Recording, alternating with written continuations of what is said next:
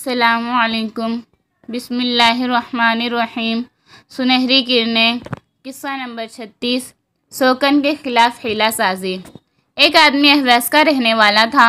اہواز بصرہ کے شمال مشرق میں ایران کا ایک شہر ہے۔ وہ آدمی انتہائی مالدار تھا، دولت و ثروت سے مالا مال۔ اس کی شادی ہو چکی تھی۔ ایک مرتبہ کسی کام سے بصرہ کے سفر پر نکلا۔ وہاں بھی اس نے ایک عورت کو پسند کر لیا اور اس سے شادی کر لی۔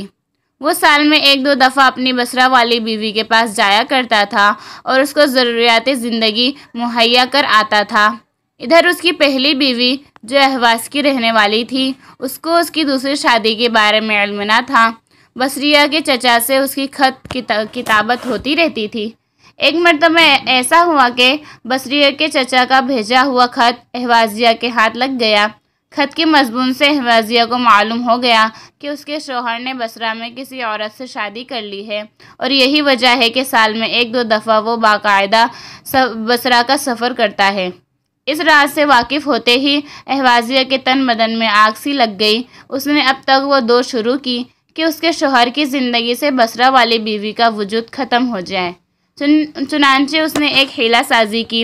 وہ خط جو بصریہ کے چچا نے اس کے شوہر کے نام لکھا تھا، اسی کے اندر یہ مضمون لکھ کر رکھ دیا: میں بصرہ سے فلاں لکھ رہا ہوں۔ بڑے افسوس کے ساتھ میں لکھ رہا ہوں کہ تمہاری بیوی اب اس دنیا میں نہیں رہی اور ہمیشہ ہمیشہ کے لیے جہان فانی سے رخصت ہو چکی ہے، اس لیے جتنا جلد ہو سکے بصرہ پہنچنے کی کوشش کرو۔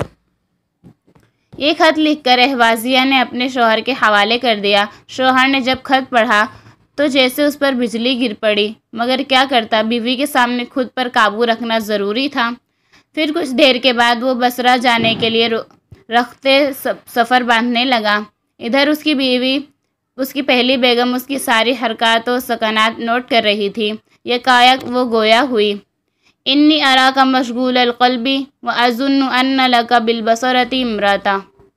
میں دیکھ رہی ہوں کہ تم کھوئے کھوئے سے لگ رہے ہو، تمہارا دل کہیں اور مشغول ہے۔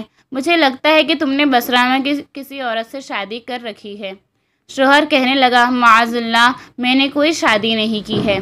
عورت انتہائی غصے اور غیرت میں کہنے لگی: لا اقنع بقول دون یمینک فتحلف بطلاق بائن لکل امرأۃ لک غائیۃ او حاضرۃ۔ میں تمہارے زبان جمع خرچ سے مطمئن نہیں ہو سکتی۔